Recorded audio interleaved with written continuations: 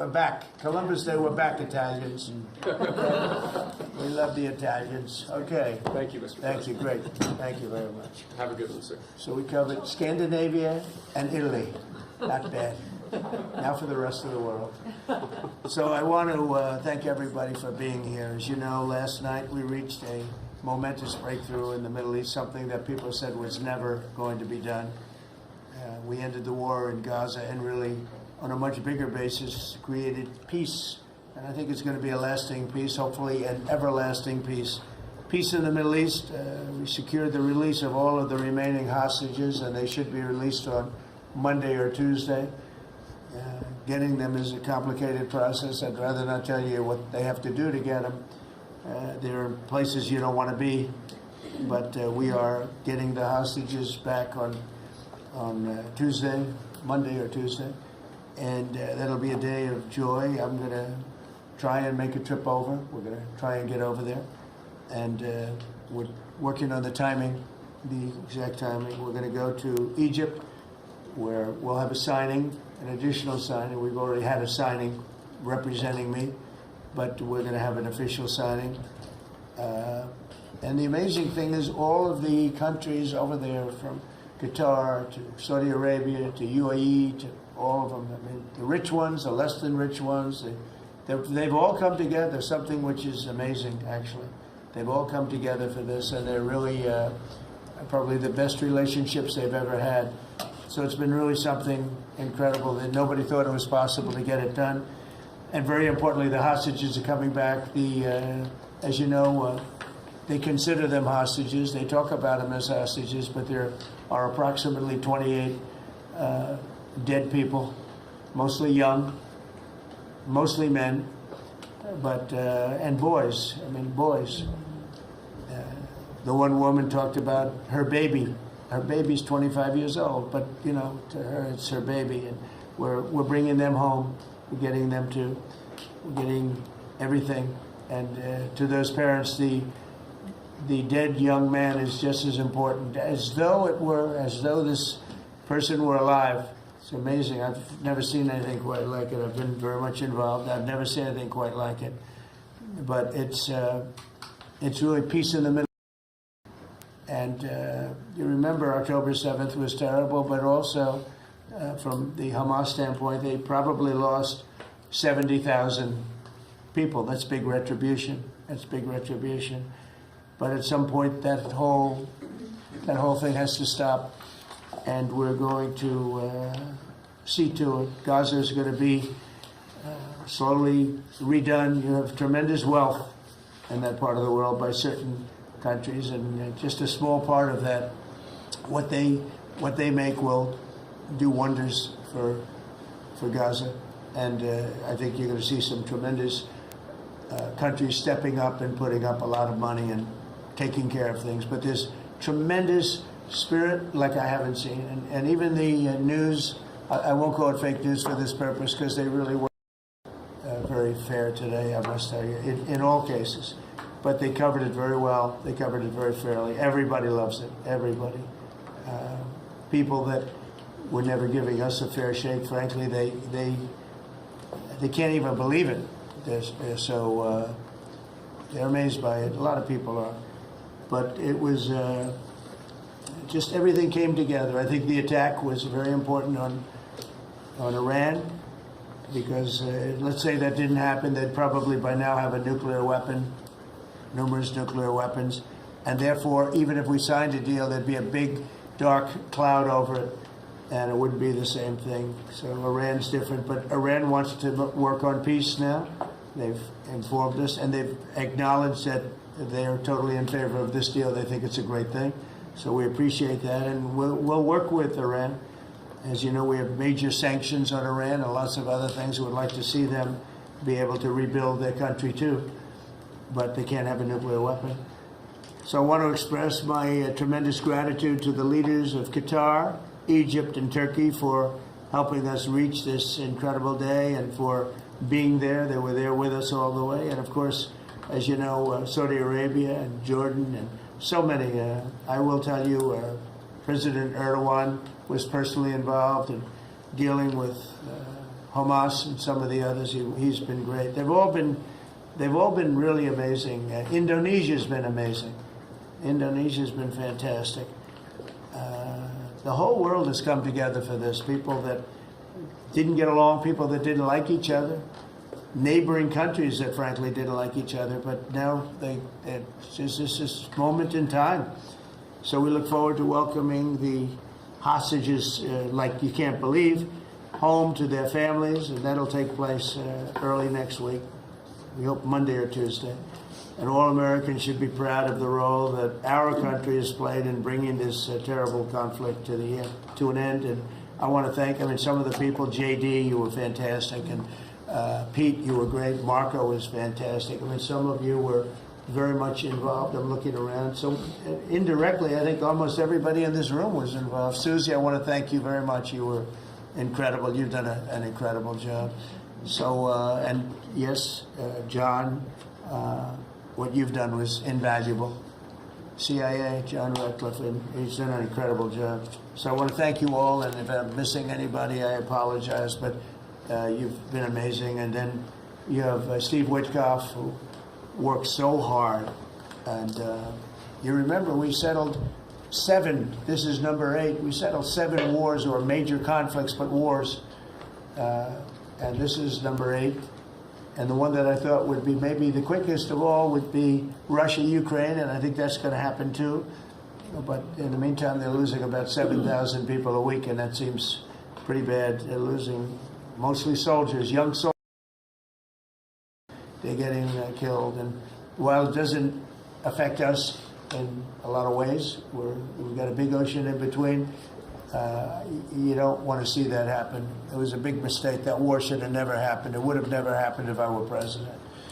So we're here this morning for a cabinet meeting as my administration continues to deliver for the American people, despite the radical left lunatics that shut down our government. You have Democrats that they've lost their way. They have no leadership. We don't even know who to deal with over there. At least they know who to deal with. We have no idea who we're dealing with over there. It's like they have no idea what they're doing. Republicans have voted repeatedly to pass a clean, nonpartisan bill to reopen government at the same funding levels. We're not going to do anything only good for health care. We're really, I think, become the party of good health care.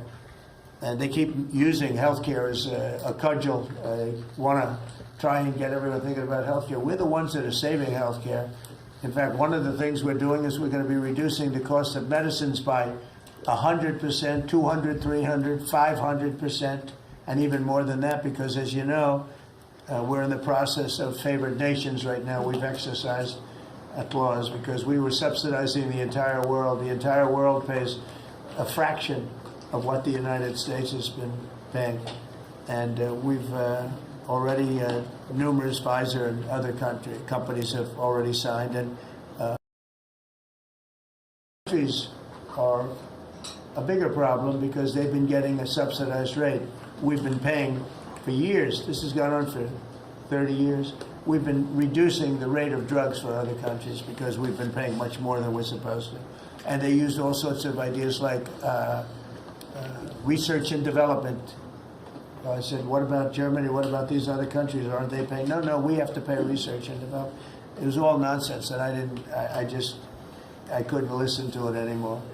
So it's a very radical, big, tough shift. Very tough. We got a lot of things going up there. But, you probably heard me say this in my first term. I think it was my 3rd year. We reduced drugs from the beginning of the year to the end of the year. And I was so proud of it. I actually had a news conference to announce it, and it was 1/8 of 1%. Think of that, which is barely a reduction. But it's the first time in 28 years that there was a reduction in drug prices for the year. So from the beginning to the end, it was 1/8 of 1%. And I was so proud of myself. I did something that nobody else could do. But when I started to think about it, I said, doesn't make sense. And then I'm starting to look at numbers where a pill or a treatment or some pharmaceutical product is selling in Europe for 10% of what we pay for in New York City or in any one of our places and cities, states. And then I see people leaving for other countries to go buy their pharmaceuticals, where they make journeys to various other countries, including Europe, where they got the best bargains of all. And I put an end to it. It's over. And now we're, in major, I guess, disputes, but we're winning the disputes by a lot. With the countries, a couple of countries said, we won't do this. I said, well, it's unfair that we're paying 10%, and, you're paying just a fraction of what we're paying for the same product made in the same plant. And they said, well, we're not going to do it. I said, that's okay. You don't have to do it. But I'm going to put a tariff of 9% or 7% or whatever the amount of money is. And I'm going to put a tariff on your country for the amount of money that you're taking advantage of us for. No, you can't. I said, yeah, I can do that. I'm going to do that. And they would immediately agree. And it'd make the tariff substantially more than the number we're talking about. And they would immediately agree. So we have the consent, I think, Bobby, of every country, essentially. They know that if they don't do it, we're going to put a tariff on for double the price, and then they're going to do it. So we never had that before. You never had anybody in here that knew what the hell they were doing, I'll be honest. It really it makes me angry. Because for years and years, and this started many years ago, and basically we subsidize the world. So this is going to have a huge positive impact on Medicare, Medicaid, even Social Security. But anything where there's pharmaceuticals, drugs involved, it's a tremendous impact. So we're going to get drug reductions of 100%. I told you 1/8 of 1% that I was proud of myself. Now you're going to get 100%, 150%, 200, 300, 400, 500%. You're going to get the biggest drug reductions that you've ever seen. And they're already, I guess they're starting to kick in, but we've made deals with numerous companies and we're going for the full bore. We want whatever the price is. So that would mean that the world price, because the world is bigger than the United States, a lot more people, but the world price will go up a little bit and our price will come down a lot. So if a pill sells for $10 in London and $100 here, the pill will go to $20 in London and $20 for us. It's pretty simple. And that is a number that nobody can even fathom. It's a little like tariffs. Nobody knew how big they were. Nobody knew until they started seeing the trillions of dollars that have come in. I don't know why they didn't understand it. It's something they should have understood. We were taken advantage of for years with tariffs. And now, I don't want to say we're taking advantage, but we've become a very strong country because of the money that's coming in. Republicans have voted repeatedly to pass a clean, nonpartisan bill to reopen our government. And remember, at the same funding levels, both parties have supported in the past. So the radical Democrats have chosen to put the economy of our country. We have the best economy we've ever had. We had the best economy in my first term, but we have an economy that's blowing it away. And we have the Democrats that are trying to obstruct. They don't want to have a good economy. I don't think they want to have a good country. That's why they try and stop our law enforcement from doing what we did in Washington, D.C. Washington, D.C., we have a great, safe, beautiful capital right now. Beautiful.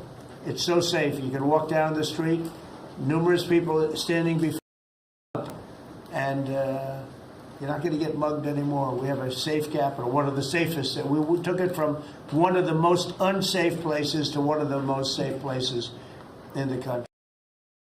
And we're in the process of doing even more of our capital again. We were embarrassed by our capital. A lot of people being killed. They'd come from Iowa, Indiana, Florida. They'd come up and they end up getting shot.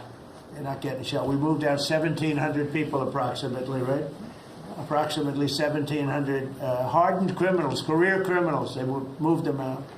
So Chuck Schumer and Hakeem Jeffries and the congressional Democrats are holding the entire federal government hostage. I will tell you, a lot of Democrats want to get this thing open too. They do. They're calling us and they just want to get it open. And all we're doing is saying, just play the same thing until we get it straight. And they don't know how to go about it. I mean, and the problem is we really don't know who the hell is leading the Democrats. You have this AOC, I don't know her at all, but I watched her the other day. She said, well, if they want, they could come to my office. That's not leadership, you know. The only one that challenged her actually was Nancy Pelosi, and Nancy's not looking too good. I don't know what happened to Nancy, but she's not looking great. But she was the only one, I give her credit, she was the only one that challenged her. But AOC said that they can come to her office and negotiate, the Republicans. And we're saying, oh, I didn't know she was in leadership. But she's taking Hakeem Jeffries' place, and Schumer's afraid that she's going to run against him. And right now, I don't know, he can change, life is crazy, right? But right now he can't beat, I don't think he can beat anybody. So he'll lose in a primary. I would say he'll retire before he loses in a primary. So I think Schumer's going to retire because he can't beat anybody. His polls are so bad. Meanwhile, the Democrat shutdown is causing pain and suffering for hardworking Americans, including our military, our air traffic controllers, and others, people with young children, people that have to live not the greatest of lives. But we're doing so many tax cuts. We've cut their taxes. The great big beautiful bill, we've cut their taxes at levels that nobody's ever seen. I mean, no tax on tips, no tax on Social Security, no tax on overtime. It's been a great thing for a lot of people. They're doing great. Despite all of the damage that it's caused, the shutdown has been, you know, pretty damaging. I mean, it's not yet because it's early, but it gets a little bit worse as it goes along. And we'll be making cuts that will be permanent. And we're only going to cut Democrat programs. I hate to tell you. I guess that makes sense. Democrat programs.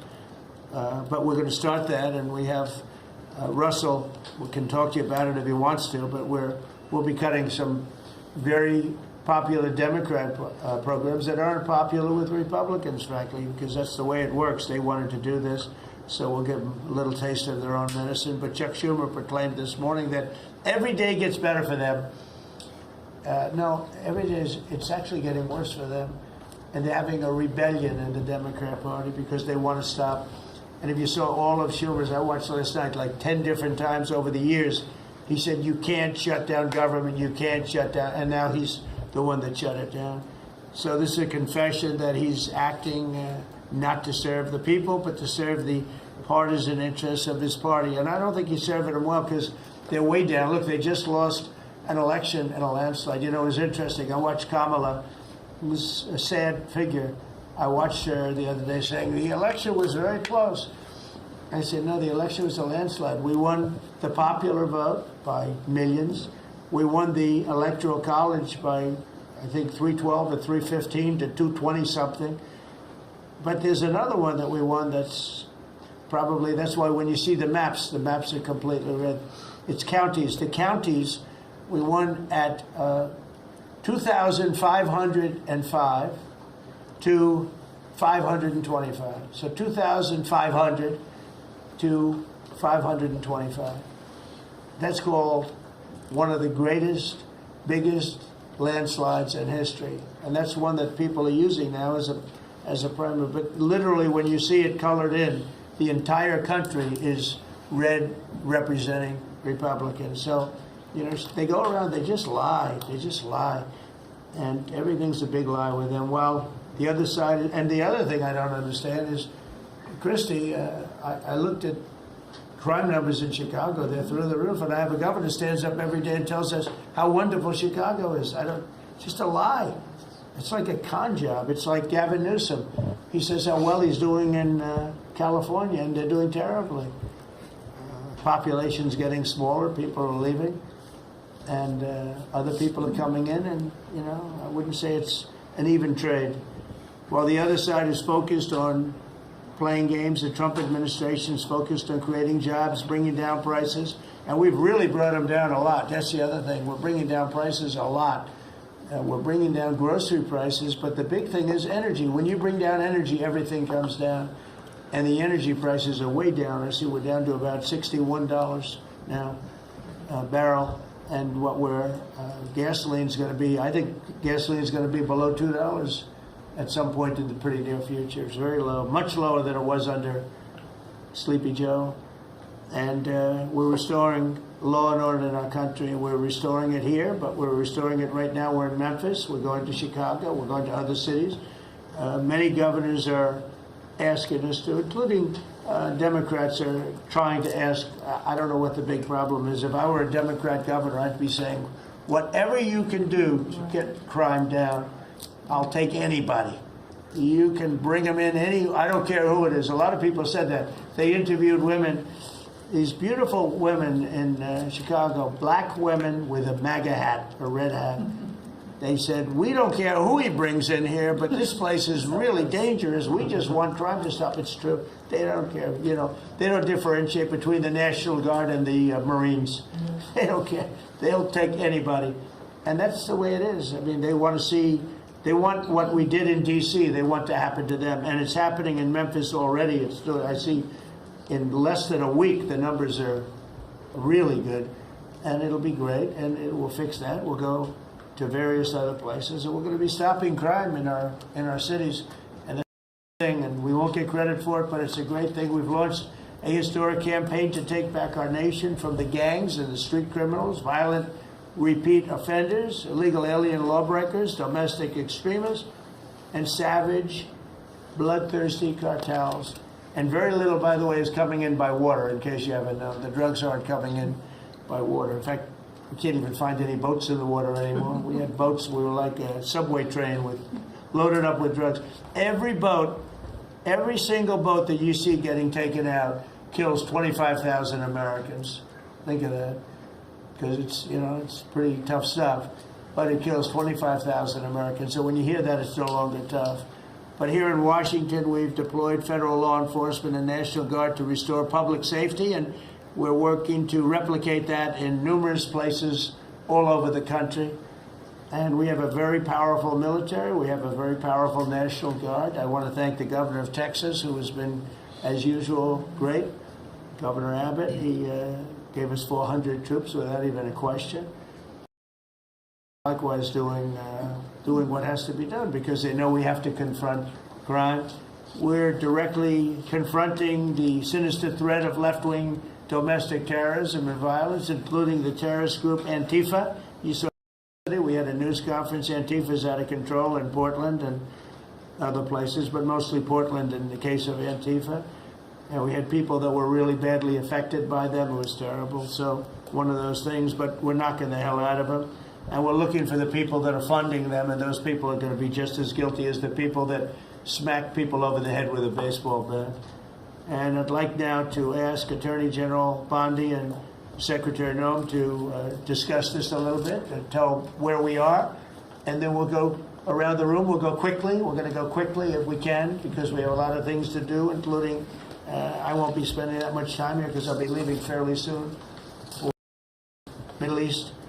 And I'm very honored to be involved with that, I'll tell you. It's a great thing for our country. People are so happy about it. I've never experienced anything quite like it. I've never seen so praise for being able to do something. No, it's something that nobody thought was possible, and we're going to end up having peace in the Middle East. Who would have thought?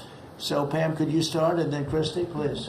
Sure, President Trump, and despite the Democrat shutdown of our government, our law enforcement officers are out there working without paychecks, round the clock, to keep and make America safe. Secretary Hegseth and I were recently in Memphis. We had 1,100 law enforcement officers in one room with us. The Memphis PD, they were the happiest to see us, don't you think, Secretary Hegseth, of anyone. We had ATF, DEA, FBI, U.S. Marshals. I'm not sure if our park police were there. We had Treasury, Secretary Bessent, and of course we had Secretary Noem's Homeland Security, all working together with the Guard. They were so happy to have us there. We've been making arrests left and right. So far, we made 562 arrests and seized 144 illegal guns, just in the short time we've been in Memphis. And many of these people are career criminals. And when you take them out of a place, your crime rate just goes down. These people commit crimes every single day. They're sick. And we're taking them out. In some cases, we're bringing them back to their countries where Biden allowed, with the stupid open borders that we had in our country, to come in. But they're being brought back to other places, or they're being put in jail, but they're career criminals. President Trump, last night alone, we made 91 arrests, 19 firearms off the streets, and one was a warrant for a homicide, and 4 sex offenders who had active warrants. One was a sex offender on a child. Everything we did in Memphis was worth it, in my opinion, for that one arrest. Think about that. We got a child rapist off the streets, but yet we've made 562 arrests and still going strong in Memphis. Just what we did in D.C. But it's because it's all of us. It's a team working for you to make America safe all together around the clock. Thank you very much. Thank you, Pam. Thank You're you, doing a great President job. Trump. And it's amazing that we're not getting cooperation from Democrats. It's like, it's a new issue. You know, we have all the old issues of the wall and the border and all of the things, men playing in women's sports they still want that, transgender for everybody. All these issues are so crazy, but we have a new one. It's called crime. We stop crime and they allow crime. They want crime. It doesn't make sense. I think it's as ridiculous as the other things that we talk about all the time. But I've added it onto our list, a 5-letter word called crime. We stop it, and they actually incite it. It's crazy. You would think they'd want them. You'd think they'd want Christy and Pam and all of the people. If we needed the military, people will be there. We've got a massive military. We have the best numbers we've ever had for recruitment. We have a lot of people now. We have people that can't get into them. In a great economy, want to be soldiers. Even think about it. Same thing as with police and firemen, everything. They want to join. They're proud of our country again. Christy, go ahead, please. Well, sir, thank you for your leadership and for deploying all of government to help us keep our country safe. You have talked extensively about how threatened our ICE officers are, but all out there. And we saw the shooting in Dallas at that facility, so we're hardening all of our buildings and making sure that we have more security measures, snipers on the roof, people to protect our law enforcement while they're out there on the streets. But what I'm also doing, sir, is, and with your authority, is we're purchasing more buildings in Chicago to operate out of. We're going to not back off. In fact, we're doubling down, and we're going to be in more parts of Chicago in response to the people. And then I was there a few days ago and looked at some facilities that we can deploy more law enforcement out of. Because what they're trying to do with these riots and violence is distract us and keep us from going after those murderers and rapists that are out in the streets. And then I was in Portland, went out and back on Tuesday, and met with the governor, with the mayor, met with the chief of police and the superintendent of the highway patrol. They are all lying and disingenuous and dishonest people because as soon as you leave the room, then they make the exact opposite response. So we're looking at new facilities to purchase.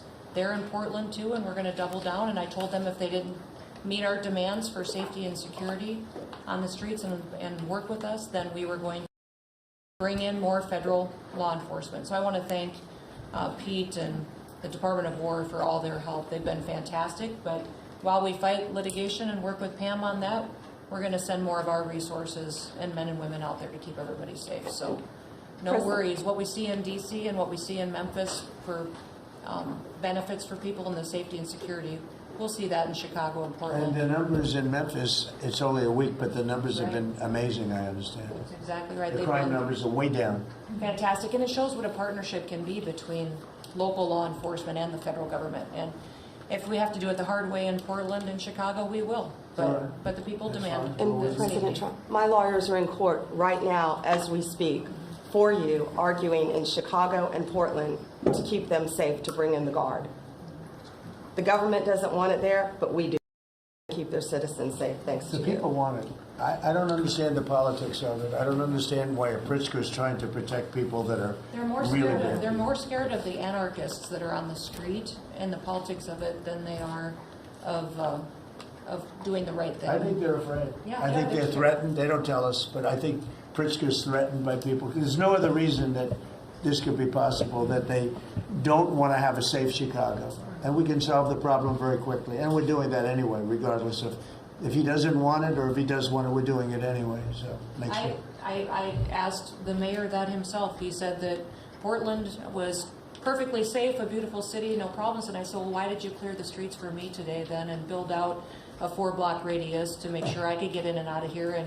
And these people on the street screaming death to ICE. There's graffiti that says Molotovs melt ICE. We have the guillotines. We're going to use them. Portland's almost different. It's like anarchists. It is. It really You know, is. it's really different than a lot It's of the awful. others. This is a sick situation, but those are anarchists. Those are people that want to overthrow government. They're really degenerates. And we're finding out who is supplying all of those beautiful signs and everything Well, else. Scott's been fantastic. His team finding the financial networks is great. That's what Okay, gives Scott, everybody. Scott will do that. That's easy for Scott. Yes, sir. We got a great team, sir. That's good. You could talk a little bit about what's going on, and Well, go ahead. yeah, Mr. President. I don't know if one day perhaps the entire story will be told about the events of yesterday, but suffice it to say, it's not an exaggeration that none of it would have been possible without the President of the United States being involved.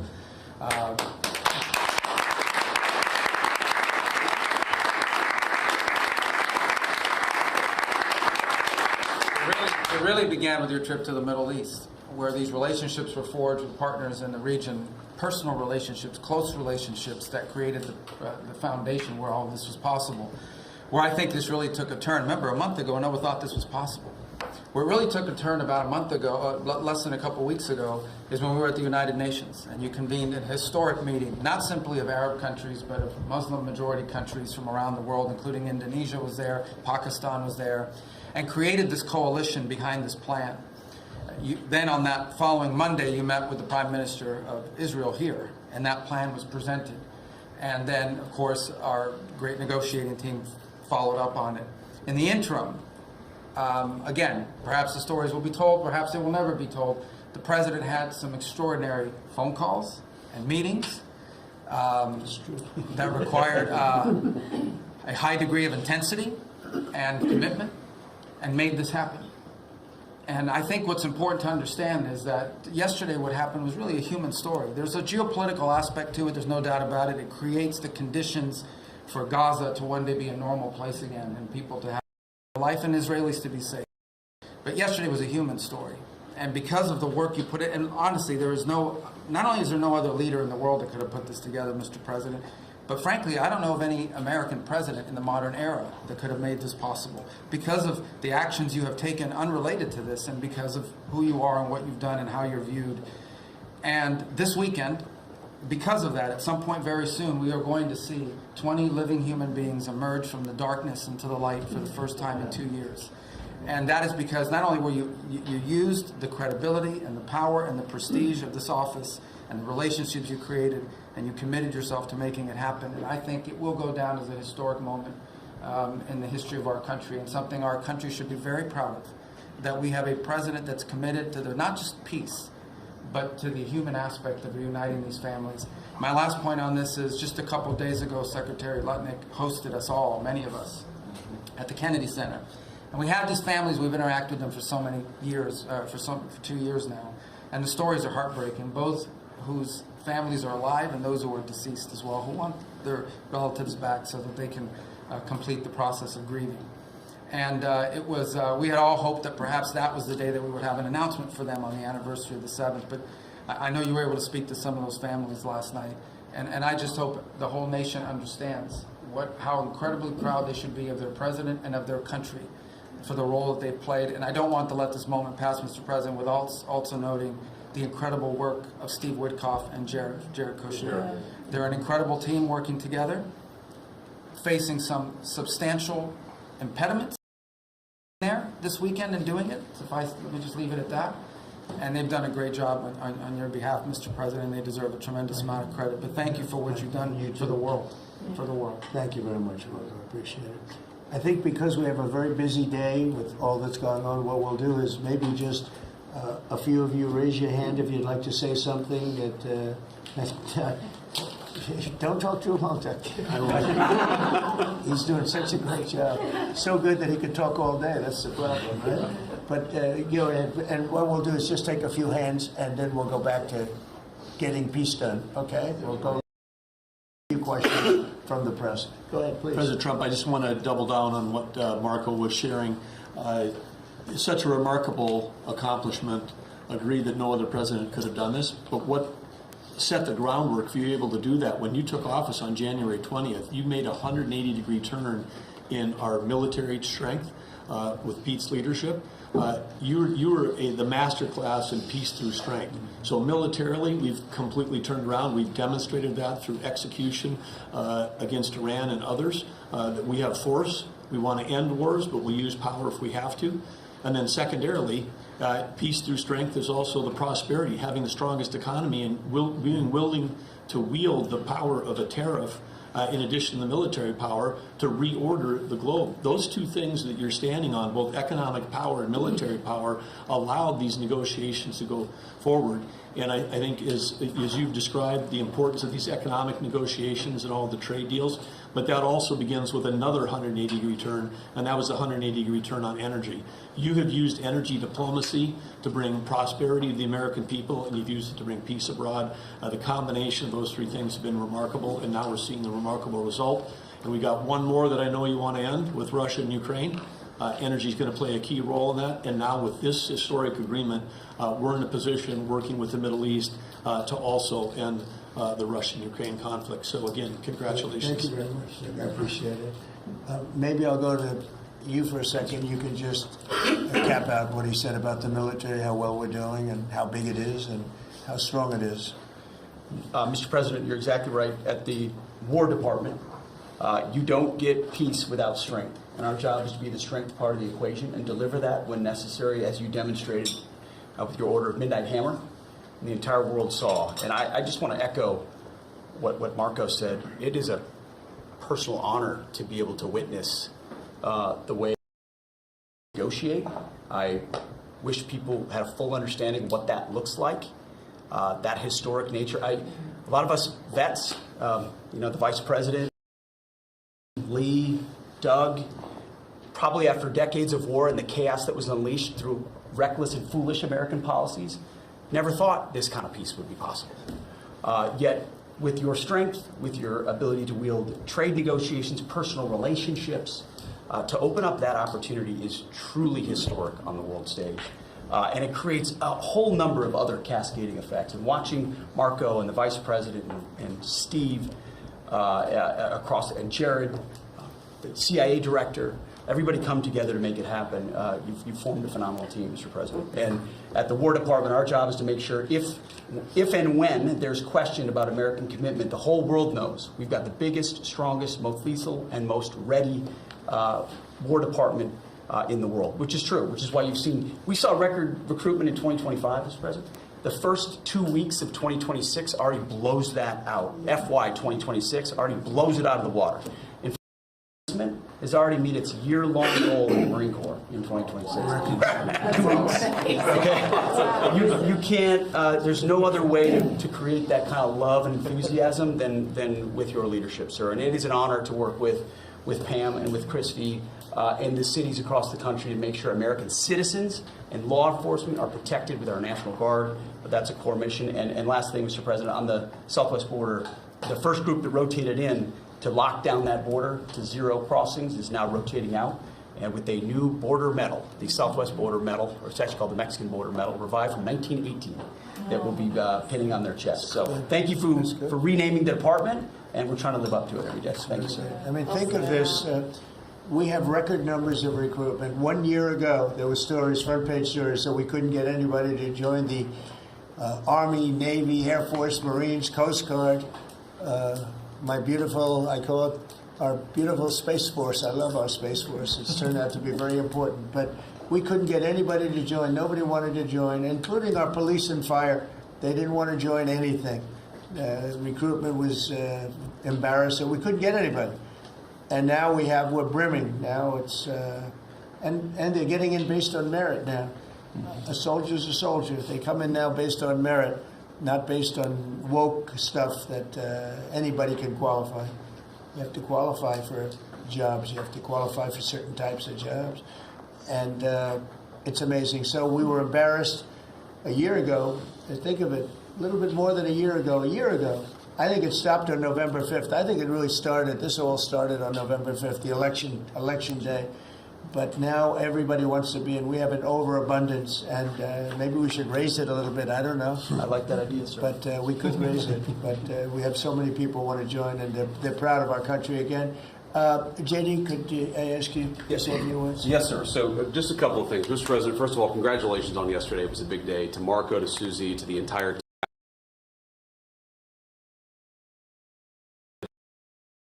life experiences that he brought to the table.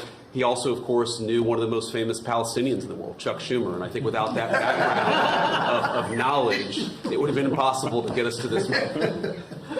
Second thing I want to say, just on Chuck Schumer, the president mentioned this, that Chuck Schumer said this has been very good for us this morning about the shutdown. One of the things that we talked about before all the media came in, and that all of us are going to work on for the rest of the day, we've been working on for days, is how to make the shutdown as painless as possible on the American people. So while Chuck Schumer brags about this being good, and I think the president is right, it's not good for him politically as much as he might think that it is. It's causing real consequences for the American people. There's a low-income food program, the WIC program, that my mom actually used when I was a baby. That program is about to be underfunded, and it's about to get cut off because Chuck Schumer won't open the government. We have troops. The Secretary of War mentioned how well we're doing on recruitment. We're trying to figure out how to pay our troops because Chuck Schumer is shutting down the U.S. government. There are veterans benefits that are going to suffer. There are Americans that are going to suffer because Chuck Schumer refuses to do his job. So while we're all celebrating this incredible success that we've had on the world stage, the country could be doing so much better if Chuck Schumer did his job and opened the government.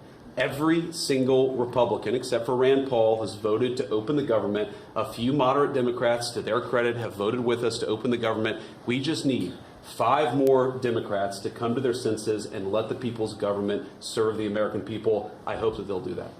Thank you. Thank you, sir. Chris, Yeah, to follow up on that point, Mr. President, the Democrat or Schumer shutdown did not begin 8 or 9 days ago. It began 8 or 9 months ago with your inauguration. For the first time in American history, every Senate confirmed appointee who are our deputies to run our department, every one of them has been filibustered.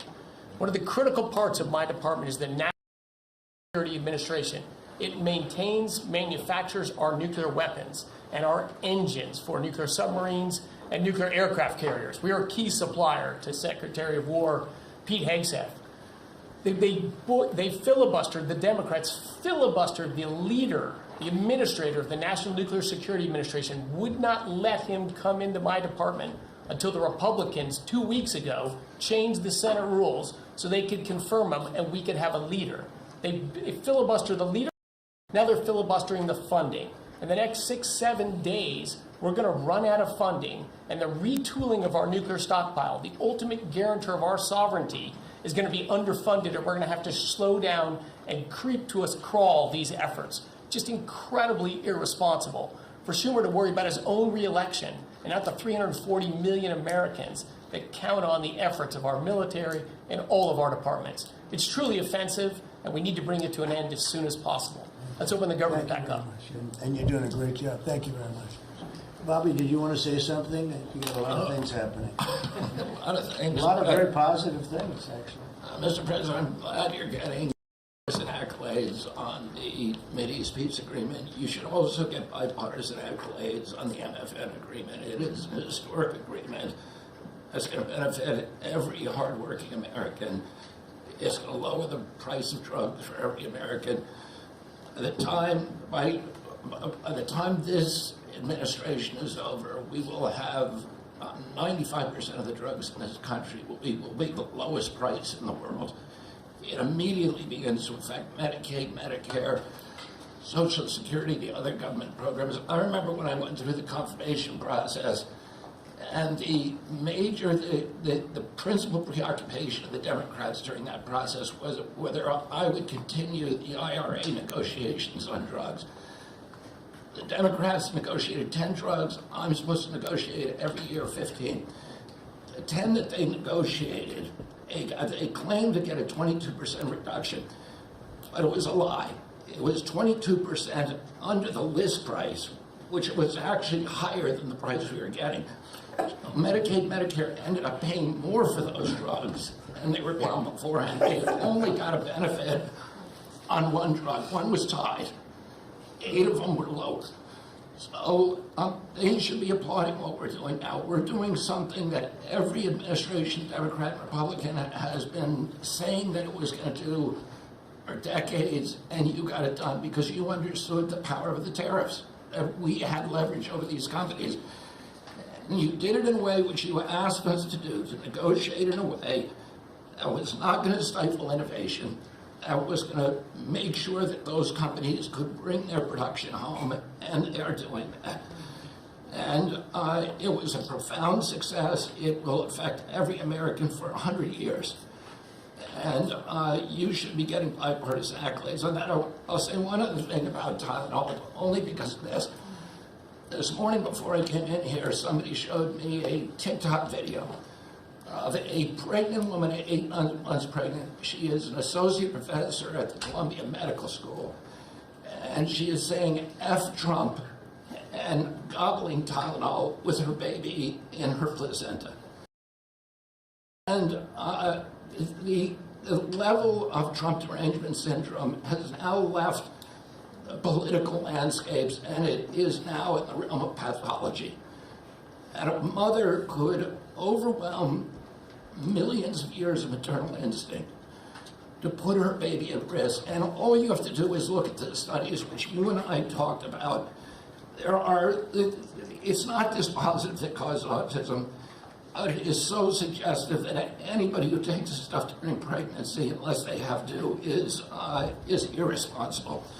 There are 15 rodent studies. Every one of them shows if you give it to the mother, the babies, and particularly the male babies, have profound neurological and behavioral changes. There is a study from Johns Hopkins on cord blood where they divided women into 3 categories: those who had the least acetaminophen in their cord blood, and those who had the most. The ones with the most had 3.6 times the rate of autism in their children. The middle category had 2.2 times, so it's a dose-related response. And there are dozens of studies that show the countries that use the most with the highest level of autism. Cuba has the lowest level in the world of acetaminophen use, and it has the lowest autism rate in the world. So this is not dispositive. It is not proof. We're doing the studies to make the proof. But in the meantime, the precautionary principle should apply, and any mother who is taking this stuff during pregnancy just to get back at Donald Trump is doing something that is pathological. And we're seeing that across the board. I got a lot of other stuff to talk about, but I know we got a short time here. But thank you, Mr. President. You're making our country healthier. Thank you, Bobby. Could you just say, for the record, state what the autism was, let's say, 20 years ago and what it is today? In 1970, the largest epidemiological study in history was performed. 900,000 kids were looked at. They were looking for autism in Wisconsin children. They looked at every child in Wisconsin who was 8 years old. They found an autism rate of 0.7 per 10,000. So almost close to 1 in 20,000, less than 1 in 10,000. Today, the autism rates are nationally 1 in 31, but it's actually much worse than that because California, which has the best collection system, reports an autism rate of 1 in every 19 children, 1 in every 12.5 boys. There is nothing more important, and I'm grateful to you, Mr. President, because you know the flack that you take for talking about this issue. You've shown courage and you've shown leadership, and I can't thank you enough for letting me do this work. Thank you. So think of that, 1 in 20,000, and now it's 1 in 12 for boys, 1 in 18, 19 for girls. So obviously there's something that's artificially, I think, induced, something, whether it's the vaccines in terms of these massive vaccines that are twice the size of a jar like that, of a glass of water like that, I mean, into a baby's body. And I've suggested get them in doses, get them in, maybe 20%, 30%, but smaller, not such a big. I think, that and we had certain recommendations, the MMR, take them separately.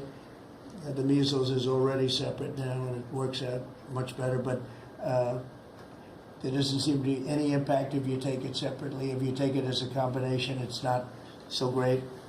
And some other things, but I would say don't take Tylenol if you're pregnant, and when you're, don't give it Tylenol. If you can avoid it at all, just don't give it Tylenol. I'll say this Really, also. what do you have to lose? You really don't have much to lose. Yeah, go ahead. There's also there's many other confirmation studies. There's 2 studies that show children who are circumcised early have double the rate of autism. It's highly likely because they're given Tylenol. So, none of this is positive, but all of it is stuff that we should be paying attention to. But, there's a tremendous of proof or evidence, I would say, as a non-doctor, but I've studied this a long time ago. I met Bobby in my office 20 years ago, and I was a real estate developer. It bothered me that it seemed to be getting worse, but it's so bad now when you hear these numbers. It's not even really sustainable. I don't know how people do it, but there is some very strong evidence on Tylenol. In fact, at one point, I guess the company gave a warning. They still don't recommend it during pregnancy. That's the weird thing. They're not recommending it, and that's the company itself. So just don't take it. Don't take it. If you're a woman, don't take it, and don't give it to the baby when the baby's born, and I think that's going to have an impact. But I'd also get the shots in smaller doses. There are a few things, we gave a few things that just seem to be, and I think you'd get that number way back up. Think of it.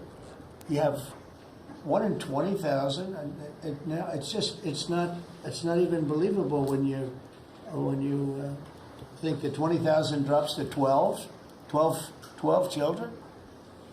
So that's induced by something that's given or taken, and it should be able to be stopped. And you're talking about the Pennsylvania Dutch, you were talking about the Amish, where they don't take any of this stuff, and they have virtually none, right? They have no autism.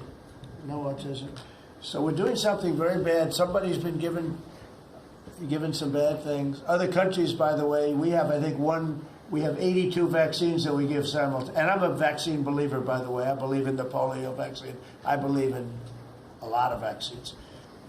But when you give 82 vaccines in a shot to a little baby that hasn't even formed yet, it's a lot of vaccines. And in Japan, they give a much smaller number. In Germany, they give a much smaller, like 28 vaccines. It's a lot too, but 28 is a lot different than 82. So, but I would say on the Tylenol, don't take it, and that will be. I think it's going to be a big factor. I think it'll be a very good result, and I hope we're going to be able to see that result in the not too distant future. Because certainly, people have heard us loud and clear. That's why I bring it up again. That's why I asked you to talk about it. Because this is a horrible thing, and if you don't take it, I mean, you have to tough it through sometimes. There are other things you can do, but you have to tough it out. It's easy for me to say, but I think you're going to see numbers that will be it'll be so significantly improved, and maybe fully improved. I mean, there's something there, there's something going on, and we have to address it. And so I'm addressing it the best I can as a non-doctor, but I'm a man of common sense. Okay, any other questions? I'd like to comment on the Yeah, workforce. please. Mr. President, a lot of people are calling to give you the Nobel Peace Prize after this peace deal that you managed to achieve in the Middle East. First of all, your opinion on that, and I was wondering about your trip to the Middle East, if you can tell us if you're considering to speak at the Knesset, at the Israeli parliament. Well, they asked me to speak at the Knesset, and I've agreed to. If they would like me to, I will do it.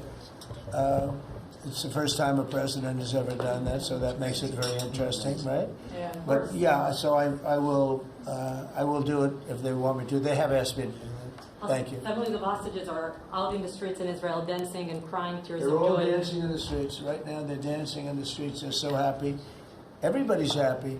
They're dancing in the streets of Arab countries, Muslim countries. I've never seen anything like it. Everybody is happy.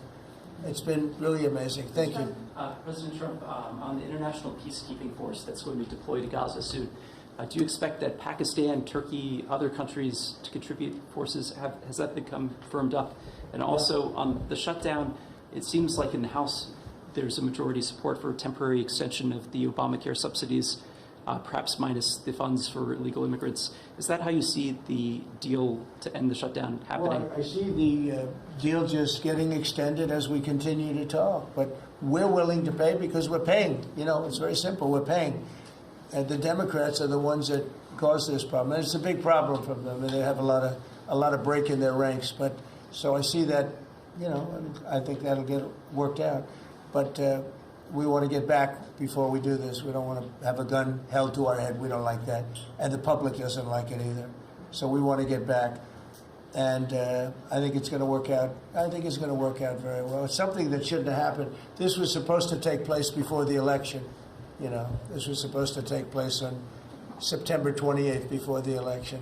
We shouldn't even be talking about this right now. This is actually something that shouldn't have even happened. Yeah, please. Mr. President, looking ahead, what guarantees Hamas disarms and that Israel doesn't resume bombing once the hostages Well, are the first released? thing we're doing is getting our hostages back, okay? And that's what people wanted more than anything else. They wanted these hostages back that have lived in hell like nobody has ever even dreamt possible. And after that, we'll see. But they've agreed to things, and I think it's going to move along pretty well. But what is phase two? When does it I'm not begin? going to talk about that because you sort of know what phase two is, but there will be disarming, there will be pullbacks, there will be a lot of things that are happening. You know, I gave you a whole list of 22 different things that will take place. And I think it'll take place, and I think you're going to end up with peace in the Middle East. But we have to get our hostages back. And we weren't going to do it at the end. We're going to do it at the beginning. We said we want them at the beginning. We're not doing it. You know, we got the hostages back. We did, as a group, with Steve and Jared and Marco and me and all of us. We got the hostages back. We got many of them. Many, unfortunately, were dead. But we got many back that are now living with their families, with their parents in many cases, and with their husbands, families, wives. Many of them, they celebrate all over. They're the ones that are celebrating the loudest. They're all over. There are a lot of them that we got out. But the last 20, and I always said the last ones are going to be the most. It's been a very big deal getting the hostages out, but the rest is going to take place too. And can you promise Palestinians they will be able to stay? Well, they know exactly what we're doing. We're going to create something where people can live. You can't live right now in Gaza. The place is it's a horrible situation. Nobody's ever seen anything like it. So yeah, we're going to create better conditions for people. Yeah, please.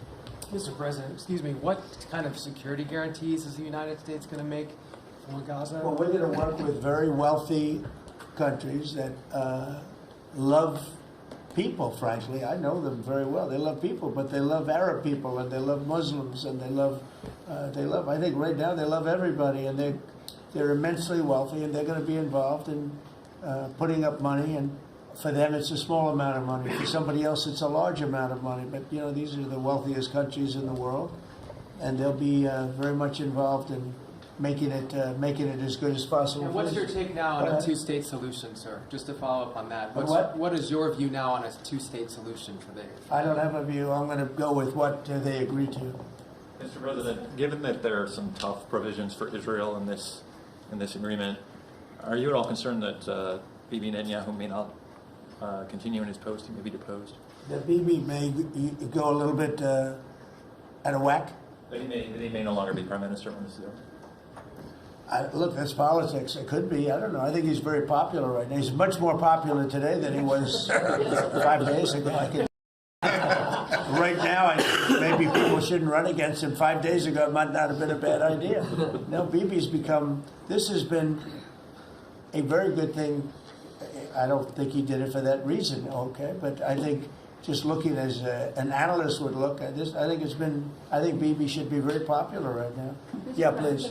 What will happen if Hamas says that it cannot locate or was not able to find all of the deceased hostages' bodies within the time Well, we'll frame? have to see. I think that's going to be It's largely been answered. We know where most of them are. Actually, the bodies are a bigger problem because some of the bodies are going to be a little bit hard to find. It's a terrible thing to discuss even, but you understand, we're all people, we're grown-ups, we understand life. Nobody can understand this stuff because this could have taken place, but we have the hostages for the most part, and so I don't think it's going to be overly big. The situation with the bodies, they say 28. Some are going to be a little bit hard to find, but we're going to do the best we can. Yeah, please. If they don't find them within the time frame. Please. Thank you, sir. Regarding Jared Kushner's role in the negotiations, can you explain a little bit about why he came on at the last minute? And then in regards to the WIC program that the Vice President mentioned, do you know when the funding that you promised through the tariff revenue will actually go through to communities? Because there's reports that WIC providers are actually starting to close down today. Well, okay, let me just answer the Jared. So Jared's a very smart guy. He did the Abraham Accords. Abraham. Which I love the way that sounds, but he did the Abraham Accords. It was a great thing. 4 big countries joined. If I were president, if the election would have been a correct election, which it wasn't, you'd have every country in there. Maybe even Iran would have been in there, frankly. But you'd have every country in. Now, by the way, that's going to be filled up rather quickly. People want to join the Abraham Accords. And I put Jared there because he's a very smart person, and he knows the region, knows the people. And the combination of him and Steve Witkoff and Marco and Cooper, who as I hear has been fantastic, and others that were involved. JD was very much involved. I mean, we had a very smart group of people working. We had a lot of different players, different countries, and very diverse countries, very different from each other. They had certain things in common, but they had a lot of things, mostly things that were not at all common to their countries. So we had a very smart group of people. These are high IQ people. Okay, I talk about how many low IQ people we have in our government. We got some real low ones, but some shocking. But these are very high IQ people, and that's what we want. I like high IQ people. Yeah. Mr. President, thank you. Can I ask you about the China? You're meeting with President Xi. The Chinese have now set to put in new export controls on rare earth minerals, and they've stopped buying soybeans from the U.S. What do you hope to get out of that meeting now with President Xi? Well, we'll see. I mean, I just heard this a little while ago before we came in, so I haven't been briefed on it. The export, look, we have the ultimate export. We have import, and we have export. We import from China massive amounts, and maybe we'll have to stop doing that. But I don't know exactly what it is. Neither do you. Neither does anybody. It's a little bit soon. I just heard about it. So Scott and Howard will figure that out, and I'm sure we'll be able to handle it. Can I ask you about the soybeans? What is the plan to help farmers? Is it direct checks? Is it tax? Have you sorted that out yet? Well, what happens with soybeans is we're going to see more and more, I think, opening up, and part of the reason that we'll be he's got things that he wants to discuss with me, and I have things that I want to discuss with him, and one of the things is soybeans. I had a great deal with China where they would buy $50 billion worth of our farm product and manufacturing and other things, but farm product.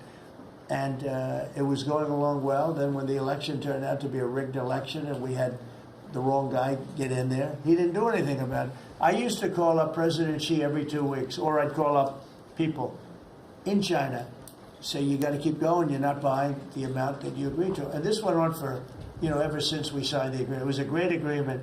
So they used to do 15 billion, and I got it up to 50 billion, 50, and it was great. Then when Biden got in, they just never adhered to the agreement, and nobody in Biden's group, as you can imagine, did anything about it. So it just sat there for 4 years, and they didn't adhere to the agreement. And we, it's hard to go back after 4 years of nobody calling them, but I used to call them every 2 weeks. I'd say, you're a little low, or I appreciate it. Oftentimes I'd say, thank you very much. You are totally adhering to the agreement. But we had an agreement. They would buy $50 billion worth of our product, mostly farm product, And the farmer, remember I said to the farmers, buy larger tractors and more land. And that's exactly what happened. They did well. But we do suffer. I'd like you to discuss that maybe for a second, Brooke. Sure. Very quickly, by the way. Yes, sir. But would you just talk about how Biden let us down? Biden, every single thing, every problem the farmer has is because Biden didn't do anything for 4 years. Go ahead. No, I think that's right. This president has been unequivocal in his support of the farmers. First of all, in term one, we worked on it so hard and opened up markets, but especially this term. But here's what everyone has to understand. The farm economy is in a very uncertain time. But that isn't because of the current trade negotiations, although certainly the China part is part of that. But we inherited a slew of issues. First of all, as the president said, when we left Trump 1, we had an agriculture trade surplus. When we came back for Trump 2, it was a $50 billion ag deficit. That isn't everything, that's just agriculture. The second part is the cost of inputs for our farmers increased on average between 30 and 38%, but that includes fertilizer, it includes fuel, it includes interest rates, it includes labor.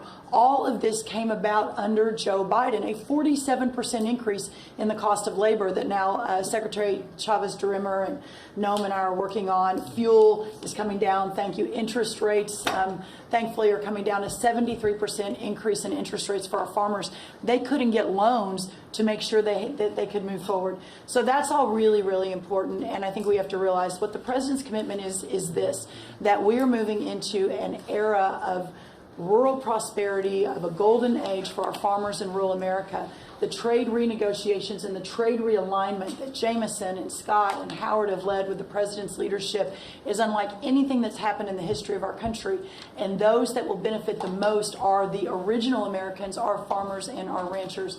The president has committed, if we need a bridge, he has talked about that to get us from the Biden years to the new Trump era. That's what we're working on every day. We've got to get the government reopened so that we can move forward on that. And once we do, we'll be able to move out a significant program to help our farmers. Long term, we have to change this hamster wheel of government. We've got to ensure that the farmers have the market to sell, and it's a national security issue and onshoring a lot of the food as well. Okay, So, sir, thank you. Thank you, everybody. I think that's enough. Thank you, Press. Thank you. The country is doing very well. Thank you very much, everybody. Thank you, Press. Thank you. Let's go. Thanks, guys. Let's go. Head out. Thank you. Right this way. Thanks, guys. Grab the camera. We can come back. You head out. Of course. Check them out.